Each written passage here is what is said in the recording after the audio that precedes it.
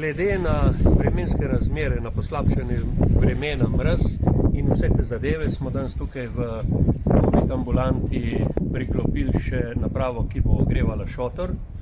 In seveda, da bojo vsi ti ljudje, ki bojo delali v tej ambulanti nekje na toplem, tako kot se jim pač nekako možno jim te zadeve zagotoviti. Obenem bi pa prosil vse občanke in občane, da se držijo navodil, ki jih daje država, da se držijo navodil, ki jih daje lokalna skupnost in se resnično držijo tega, ostajajo doma, se ne družijo v večjih družbah in s tem, bi rekel, preprečujejo prenos, bi rekel, koronavirusa.